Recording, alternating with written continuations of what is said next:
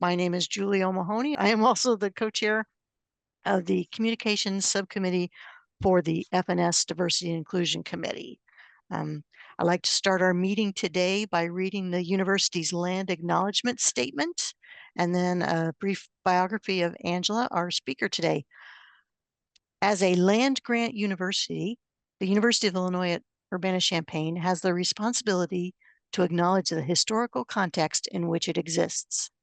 We are currently on the lands of the Peoria, Kaskaskia, Pionkashaw, Wea, Miami, Mascoutin, Odawa, Sauk, Misaki, Kickapoo, Potawatomi, Ojibwe, and Chickasaw nations. It is necessary for us to acknowledge these Native nations and for us to work with them as we move forward as an institution with Native peoples at our core of our efforts. Welcome, everyone. Our speaker today is Angela M. Rivers. She is the co-chair of the Champaign County African American Heritage Trail Committee. Angela's co-chair is Barbara Suggs Mason, who is unable to be with us today. So Angela has stepped in to do this presentation. Unfortunately, we are going to have to do the slideshow presentation through my computer, so I will be moving the slides forward. So I apologize for that little bit of a hiccup. Just a little bit about Angela. As an artist, educator, and historian and museum professional, Angela Rivers spent over 35 years in teaching, supervisory, managerial, and consulting positions in museums and in the cultural arts arena in Texas, Central Illinois, and the Chicago area. Her experiences include the DuSable Museum of African American History, the Chicago History Museum, the Field Museum of Natural History, the Art Institute of Chicago, the Dallas Museum of Fine Art, and teaching African and African American art at Eastern Illinois University. She was artist and project coordinator for the mural, The Pictorial History of African Americans in Champaign County, that formerly graced a building at Park and Fifth Streets. A graduate of the Champaign school system, her family has been in Champaign County since after the Civil War. Her longtime interest in researching her extended family lineage within a historical framework, which dates back to the mid-17th century Virginia, a perfect segue into co-chairing the Champaign County African American Heritage Trail. She holds a BFA in painting from the University of Illinois Urbana-Champaign and a Certificate of Arts Administration from the University of Illinois Springfield, with postgraduate work in art education and art history at Southern Methodist University and Eastern Illinois University, respectively. In 2017, she and Barbara Suggs Mason consulted on and appeared in a documentary, A Home of Their Own, a documentary on the lack of housing for African Americans at the University of Illinois through the 1950s, one of many of their collaborations over the years. Welcome, Angela. Well, thank you. Well, thank you everyone for attending this presentation. And I'd like to get started with how we came about, the Heritage Trail came about. And it started pretty much in 2020 in the aftermath of the George Floyd murder, resulting protests here in Champaign. Former council member of Champaign, her name was Clarissa Nickerson Foreman. She remembered the mural that I had done at 50th and Park Street in Champaign. As a little girl, she had come to the mural and looked at it, and as she played the park next door. And she remembers it was very important to her because it was someone that looked like her. From the first discussions, they wanted, oh, I'm sorry, okay. From their first discussions of what they wanted to do here in Champaign, after the incident, they had thought about creating a mural very similar to the one that I had done. But the project expanded to include a series of murals. And then even after they did that, they wanted to incorporate a mural on business, education, arts, or social justice. They soon realized that that was a lot to handle even for murals. So they began to think of alternatives, ways of doing, an honor of African American here in the county. So they began to think in terms of um, what could they do? Okay, so they asked for resource who and not only what could they do, but who in the city, okay, who else would have the resources to do the investigation. And they also decided that they wanted to tell the stories of African Americans here. So with the combination of looking for resources and stuff, they decided on doing a heritage trail. And that's pretty much how it came about. You want to change the Okay. change? Okay. The mission for the Champaign County African American Heritage Trail is to celebrate the lives and contributions of African Americans in Champaign County. The mission is to educate today's residents and visitors about the about the rich cultural history of people whose stories have been largely unrecognized, but directly shape the place that we call home. Our vision is to inspire conversation, expand understanding, contribute to the better society. An important goal for the trail is to provide free and accessible experiences for visitors and community members alike. Okay, next one, please. As you know, the co-chairs is both myself and my cousin, Barbara Suggs Mason. Okay, next one.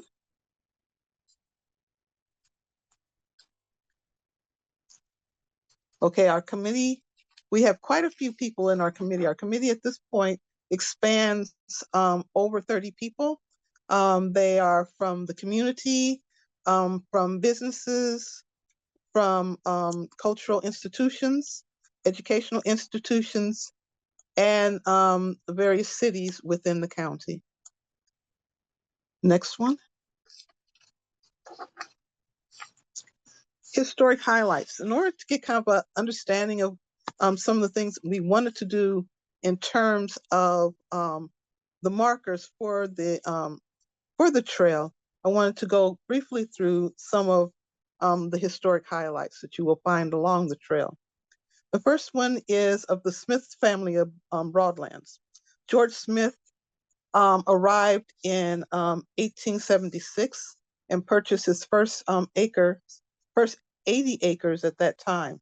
He was a former slave that during the Civil War acted as a scout for the Union Army in Tennessee. After coming to Champaign County, he became noted for being a stockman, a farmer, and a horseman.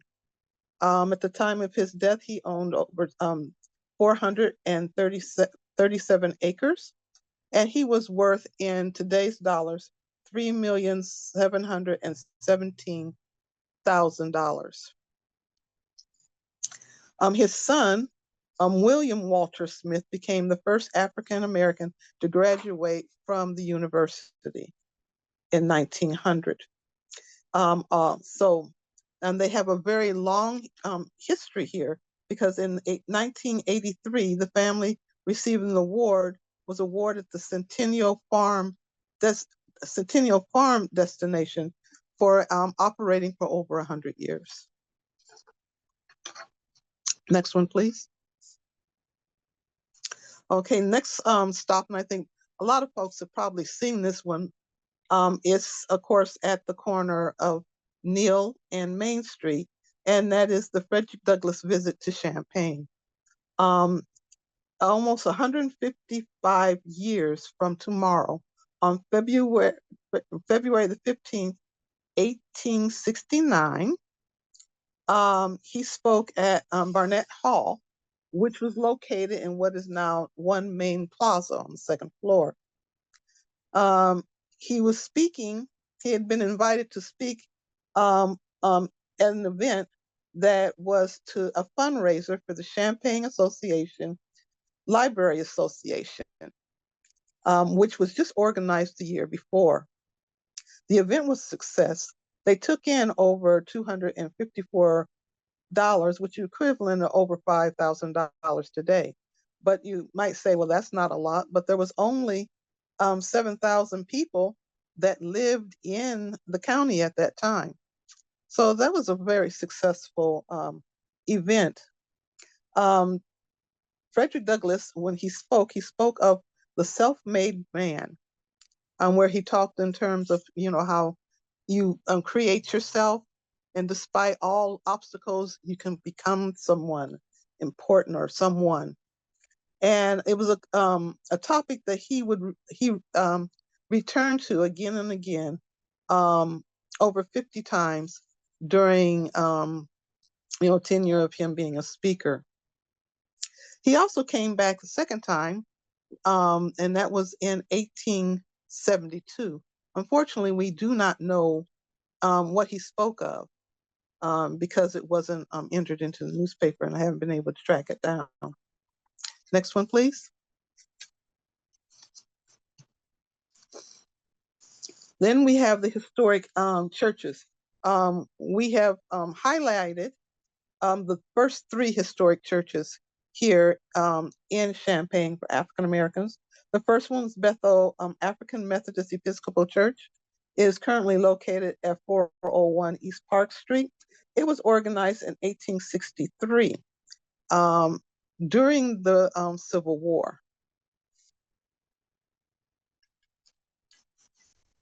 So it predates the university, and actually and dates to the actual incorporation of Champaign. Even though Champaign was a settlement, it was known originally as East Urbana, it didn't incorporate into kind of a city until 1863. In 1915, it was the site of the founding of the Champaign Urbana National Association of the Advancement of Colored People, and had been very instrumental throughout the community during its lifetime. The next church is St. Luke CME Church. St. Luke was the third oldest church in African American church in Champaign Urbana. It was organized in 1909. It was first located in Urbana on East Street. Originally, it was called the St. Luke Tabernacle Colored Methodist Episcopal Church, but in 1954, the name was changed to renamed as the St. Luke Tabernacle Christian Methodist Episcopal Church. It has also been very instrumental within the community. And finally, there is the Salem Baptist Church. Salem is currently, I forgot to let you know, St. Luke is located at 809 North 5th Street here in Champaign. And Salem Baptist Church is located at 500 Park Street in Champaign, a block away from Bethel AME Church. Salem was established in 1867, the same year that the university was established here, and it was originally called the Second Baptist Church, and it was originally located on Clark and 6th Street. Unfortunately, in 1874, the original church was destroyed by arson, and over the years, as they built up more money, they were able to buy the property at its current location in 1901 and changed their name to Salem Baptist Church in 1911. Okay, next one.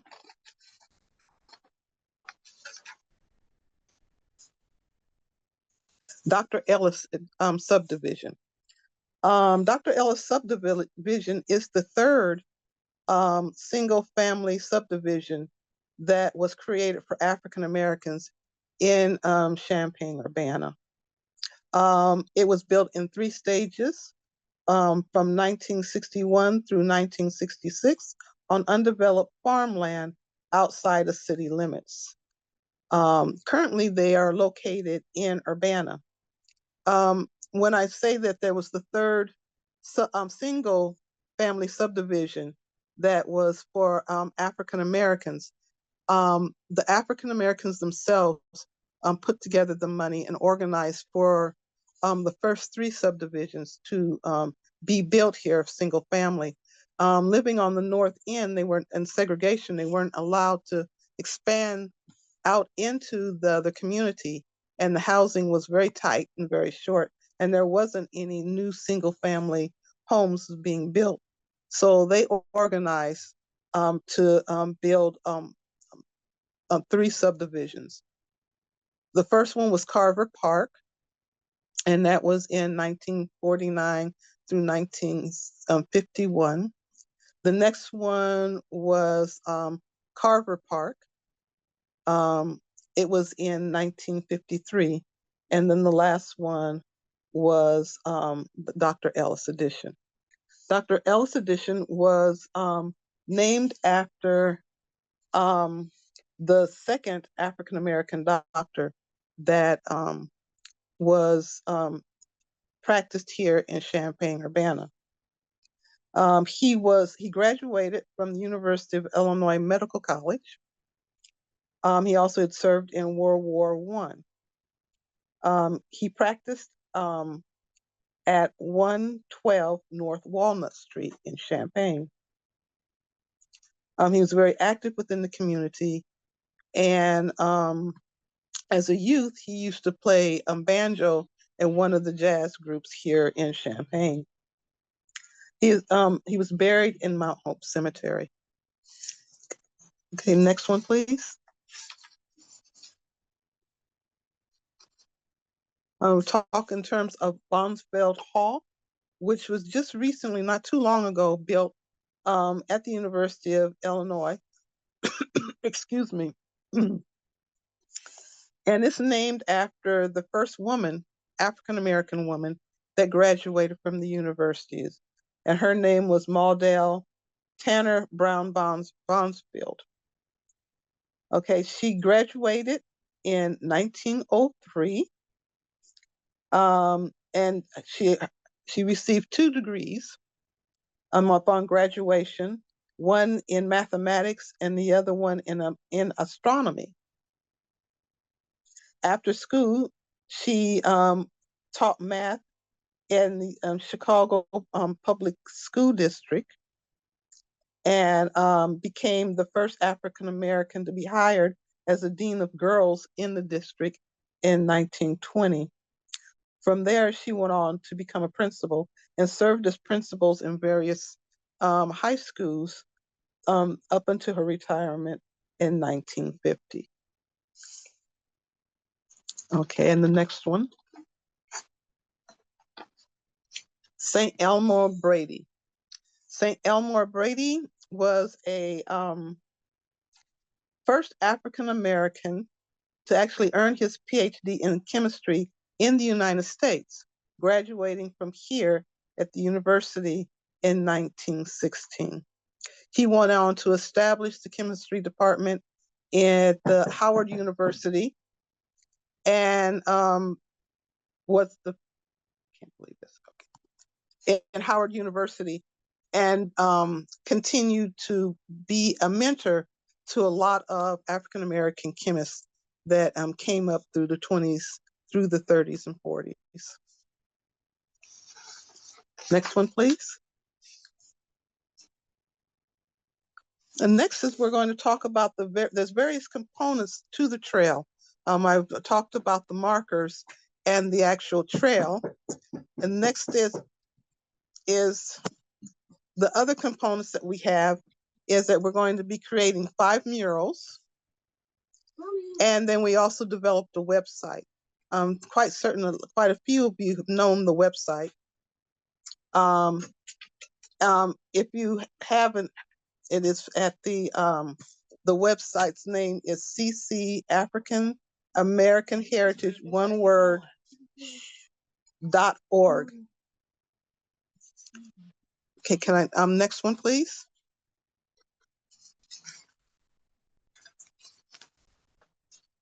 Other components will be an education curriculum that will coordinate with the both the trails and external history as well, and field trips and tours. Tours we're hoping to begin probably next Sunday. I mean next summer in 2005. We hope to complete the trail markers by the end of this year, as well as develop the education components. Okay, next, please, next one. One of the things that we had just completed, unfortunately, I don't have the actual photographs of it right now, but you can actually go and visit it, is one of our signature projects, which is Skelton Park, which is located on the corner of First and Washington Street in Champaign. The Skelton Park was we wanted is going to be dedicated to African American musicians that came through and came out of Champaign County. There's quite a few of them, and we wanted to celebrate their lives, their music, and their contributions, not just to the county and our cities, but nationally as well. It is approximately 1 acre park. Would you like to change the next one, please?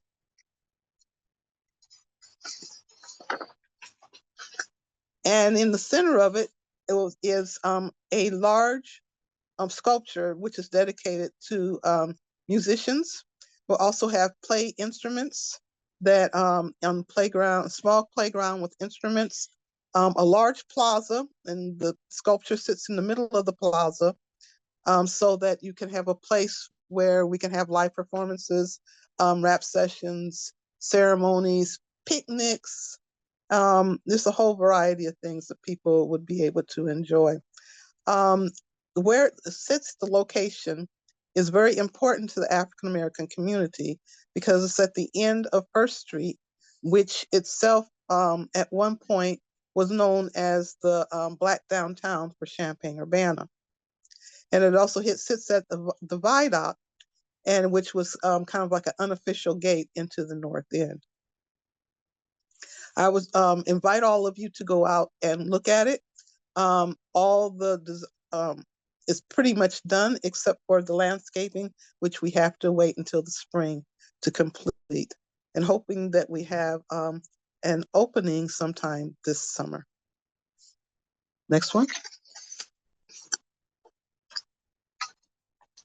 Other trail components are the trail engagements, and that will be that we will eventually begin to have brochures and maps, guided tours. We set the website up so that you can create your own basic tours. We're also developing an app that will help you develop your tours as more easily than just the website gives more information. We also have established a few podcasts. We'll be doing more, telling videos, developing videos, telling the stories of various individuals, and also the overall reaching story of history here, Blacks in the county, and QR codes.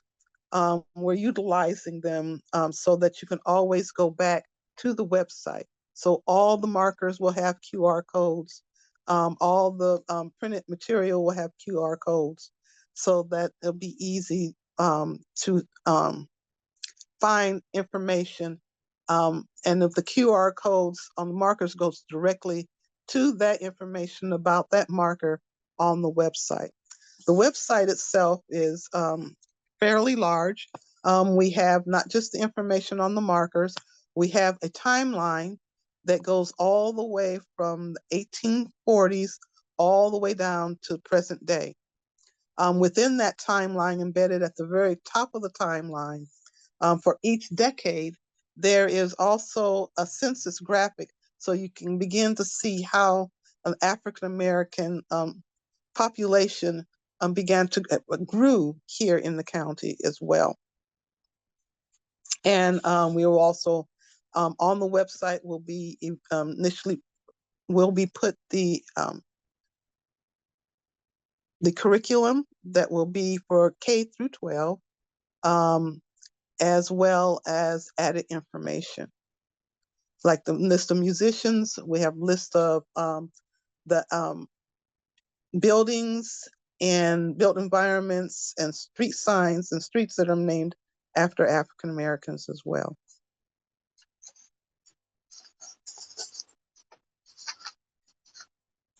Also with the website, which we really like, is that there is a trail map. So when you go in and you open up, there's a trail map, and there's a map of everything that the marker you're interested in, and all the markers is close within its range, is all listed so that you can see exactly where everything and was located in the county. Okay, next one. The next one, please. All right, that's the trail map. And I want to thank you. And are there any questions?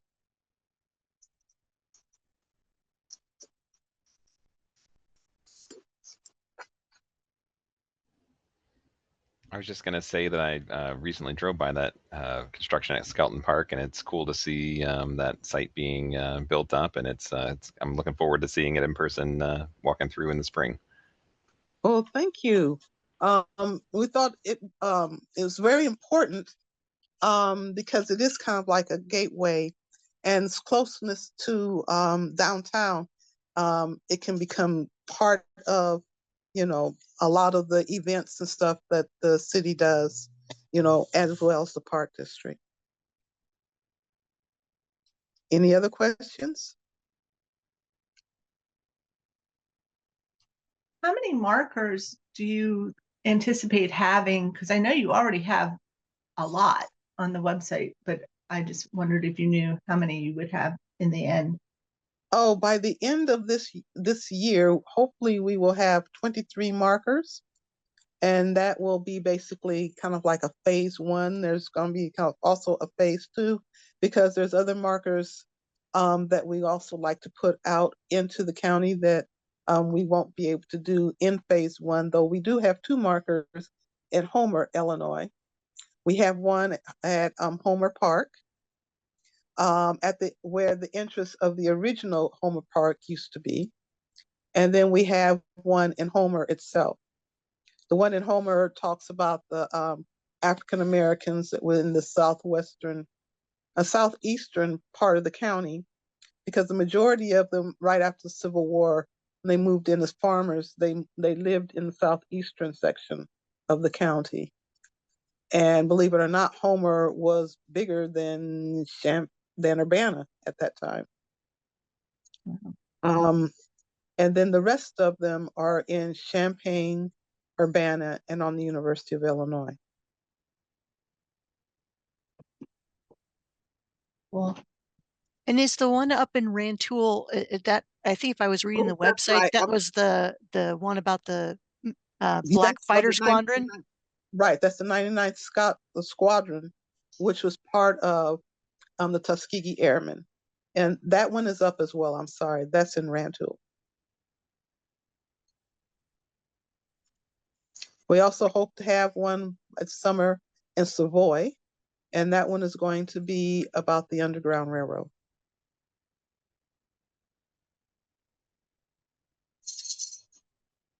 Any other questions? So the Underground Railroad, I've read a little bit about it, but could you give us a little bit more of a description on what it entailed? I know it was moving people from the south up north, but could you elaborate on it a little bit? Okay, well, the Underground Railroad was a system of houses and farms and people, both abolitionists, African Americans, and people who were just, even though they weren't abolitionists, they were against slavery. And they formed a network that moved from the south through the north. And they utilized roads.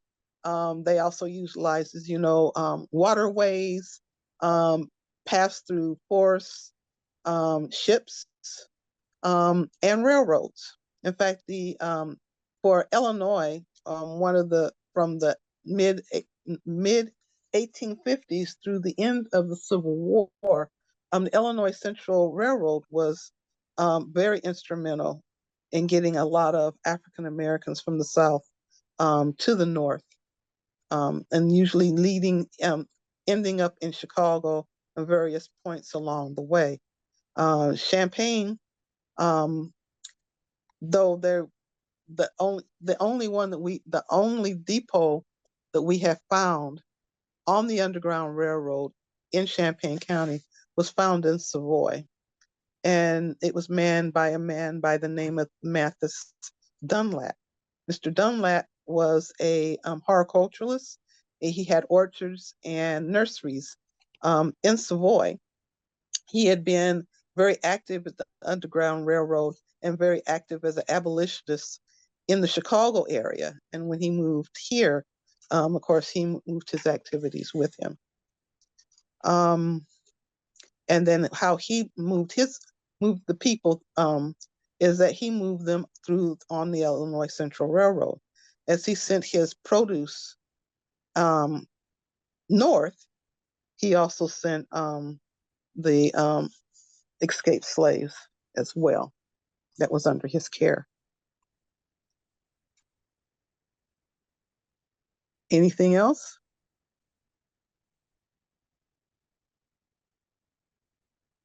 But were you like, once you got to Chicago, because this Illinois wasn't a slave state, but were you really?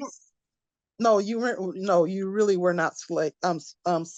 In fact, even African Americans that got here to Central Illinois were not safe. They found, a lot of articles, newspapers, and stuff of them coming to areas like there was about 6 men up around Loda that was sent back. The slave catchers came and got them and sent them back south. So you weren't really safe until you got to Canada. But in Chicago, a lot of times, by the 1850s, a lot of slave catchers really wasn't very successful, getting people out of Chicago, because they had a very tight network of people that literally would come out into the streets and grab the fugitives away from their captors and spared them off. They had, the system up there, the judges and stuff would not honor, in many cases, if they couldn't totally prove that the individual was who they were looking for, they wouldn't honor it. But also, they're being sure that people remain safe. They also had a route and connections between Chicago and Canada. Some of them, the majority, quite a few of them went by boat on Lake Michigan, up and around into Lake Huron, and then down to Detroit, and then across into Canada. Some of them came up through the waterways, down through the channels and the Calumet River out into Lake Michigan, and then across. Some of them came up and around through Indiana, and then over through Michigan, by rail and by foot and by wagon, and then over into Canada from the Illinois side. We had one question from the chat. How many free African American settlements were located in East Central Illinois? I heard there was a settlement near Newman in the mid-19th century. There was quite a few. That the one near Newman was called Bushy Fork, and in what is now Douglas County. It was established in the 1830s and continued on until about the turn of the 20th century. Not as many as you would see along the rivers, in the south, along the Ohio River, along some along the Wabash River, and of course along the Mississippi. That's because we were basically a prairie, and even in the 1850s and the 1860s, we were still mainly open prairie around Champaign and Urbana. So we did have a farming community here in the county called Springville, and it was located just north of Sydney. But it was a conglomeration of African American farmers that settled together, so that wasn't actually a settlement, but a community of African American farmers. I think from the trail there, I was surprised to see there were any cowboys here, let alone African American Oh, cowboys. cowboys? Yeah, so that was really interesting when I was looking at the website earlier. Can you speak a little bit about that? Was Yes. cattle ranching a big thing here in Champaign back then? The ranching was one of the biggest things here in the 1850s and the 1860s, because we had all of this prairie, and all this prairie had all this grass. So it was an excellent place, to bring livestock, especially cattle, to graze on. And there was large ranches that were mainly in the southeastern portion of the county. That's another reason why, you have African Americans settled in that area, because it was open, and nobody had utilized the land. And some of the ranches were huge. Like there's one that was like 35,000 acres of land that was used predominantly as a ranch. But it wasn't kind of a ranch like we think of when we think of Texas and, the old westerns and stuff. These ranches was a conglomerate of raising the cattle, raising the feed for the cattle. So they raised the cattle feed, and then they had to maintain so they also raised their food, raised, the vegetables and stuff, for their cowboys and employees to eat. So you had like the cowboys, which is called stockmen.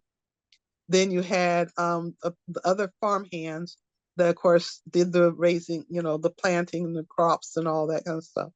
Then you had the cooks. You had they actually had huge bunkhouses. So they had maids that had to take care of the bunkhouses and stuff. So they were like huge communities themselves. African Americans were part of it, because they came to get jobs, and of course they worked as stockmen, as cattlemen. Some of them, worked, as farm hands. But those jobs was kind of interchangeable, because you had to go out and you had to make sure the fields, you had to take care of the fencing, you had to bring the cattle, and they would have these huge cattle drives to the depots. Um, so let's see. What happened to the cattle herds here was that they ended up with hoof and mouth. At the time of the Civil War, the majority of the cattle that the Union troops used came from this area. And we were also supplying cattle, for up to Chicago. The largest cattle supply came from this area that fed Chicago, all the way out to Ohio, and of course down to St. Louis and that area. In the 1860s, right after the Civil War, 1860s, early 1870s, you began to see Texas getting into cattle raising. And they always had herds, but they didn't have substantial herds to raise cattle, for consumption. With the Civil War, a lot of those herds just went wild. And after the Civil War, they began to round them up, and they realized they had a lot more cattle than what they thought they had, and tried to figure out what they needed to do. So, of course, they took them up to the depots, and that's where the great cattle drives came, because they had to take them from Texas all the way up to Missouri, Kansas, in order to, get them on the trains to send them back east. During this time period, there was a lot of movement between Champaign County and Texas. And at one point in the early 1870s, they brought a shipment of Texas cattle here to Champaign County. They came with hoof and mouth disease. It wiped out almost all the livestock that was in Champaign County. The cattle, they never recuperated the cattle. So they had to figure a different way of course, making earning their income. And they decided, well, they had been raising stock grain. So why not begin to raise grain and corn for consumption? And that's how we got into planting corn here, in the area. And little is known about, our role in cattle, the idea of creating these ranches and herding of the cattle.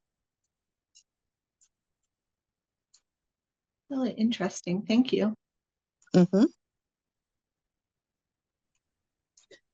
I just have a comment to make. I have a lot of friends that live in Paxton, Illinois, and I was very surprised to learn that with it being a sundown town, that Loda had underground houses in their town. Loda had an underground railroad depot. Yeah, because I think there's still a couple of houses that have, there is a couple of houses. The old Smith Mansion is still standing, and it has a room that's hidden where they would hide the ex-slaves. But also Paxton has a history of African Americans. In fact, twice. Paxton, when I was talking about the cattle ranches and stuff, yeah. Paxton also had cattle ranches as well as these large conglomerate farms. And in the 1880s, I believe, they had 35 African American families that was associated with those ranches. Then after that, the late 1800s through the early part of the 1900s, at least through 1920, some 1930, 1920s, they had African Americans that was associated with working for the Illinois Central Railroad. It did not become a sundown town until the 1920s and the second rise of the KKK. Wow, yeah, that's fascinating. Yeah, yeah. And that's most of these towns in this area were like that, had similar histories. Most of the major towns here in Champaign County had at least one or two African American families in them. And a lot of them that considered as sundown towns were not originally sundown towns, that became, with the changing of attitudes. Thank you. Mm-hmm. So Boosfeld Hall on campus was named after the first African-American woman to graduate from the University of Illinois. I'm assuming that is on the trail as well, with a trail marker.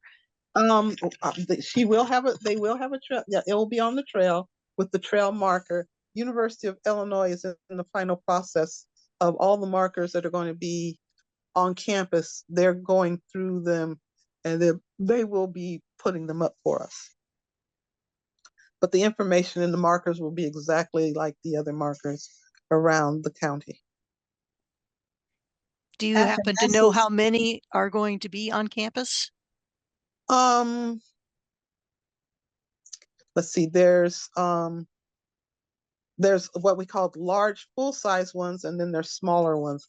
The full-size one is there's going to be one across from the Memorial Stadium, and that is for William Frank Ernest, who was first African American from the county to die in World War I here. He was also a student at the University of Illinois. There's Bronzeville, she's going to have a full one. There's going to be one at the Union, which is dedicated to CEOPS, which is Project 500 from the 1960s. That's going to be inside the Union.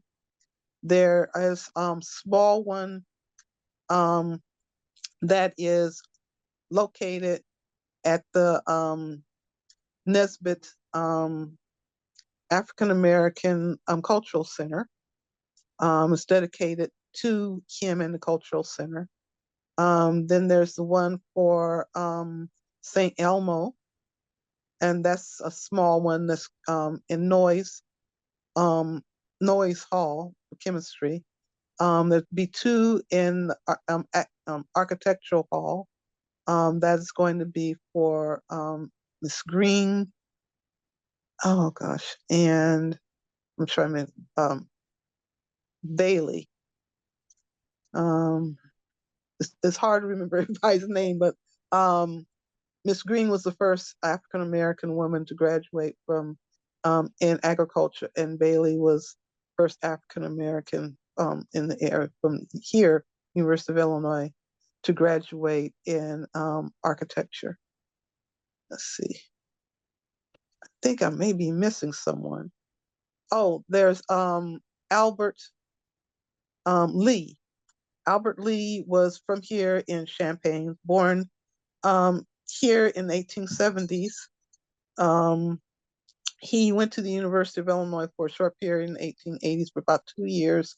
Was one of the first people, one of the first group of African Americans to be hired at the University of Illinois. He was hired as a messenger, became a clerk, and then he was promoted to being the head clerk in the president's office.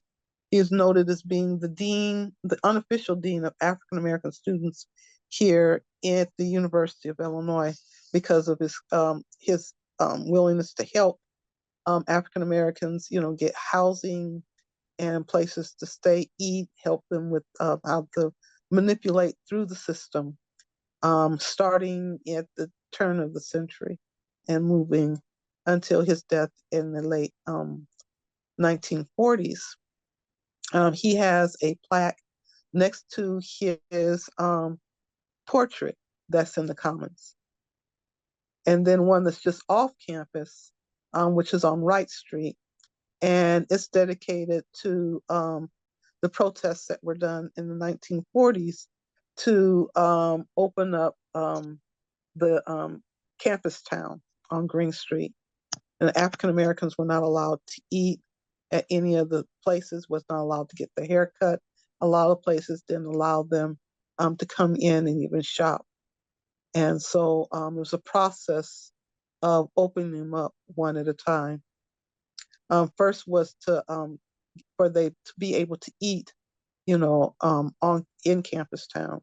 They also were not allowed to eat in the majority of the cafeterias on campus as well. It was they were allowed to eat at the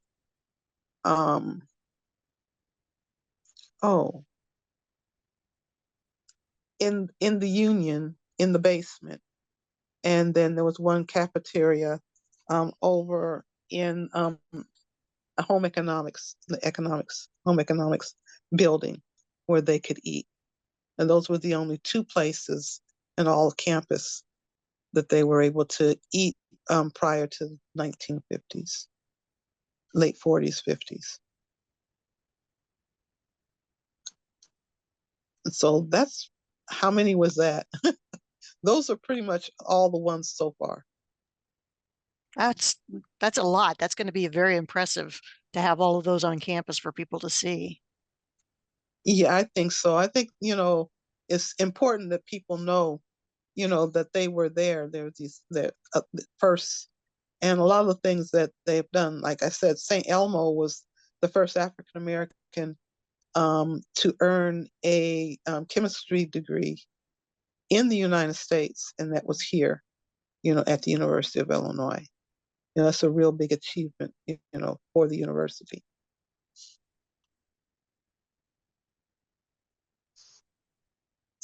Any other questions?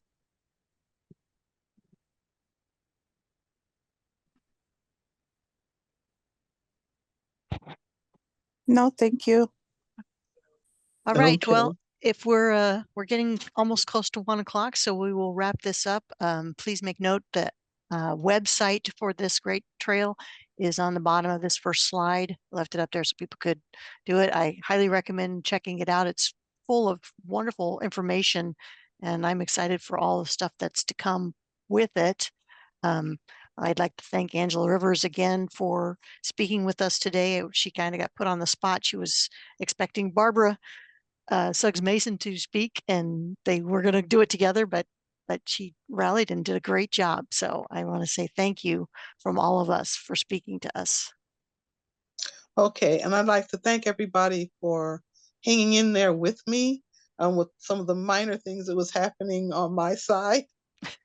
I had to make a real quick place in the house for me to do this. So I have to apologize for the various disturbances. But thank you very much for attending. I appreciate it. Thank you for speaking with us, and we will see us all again next month.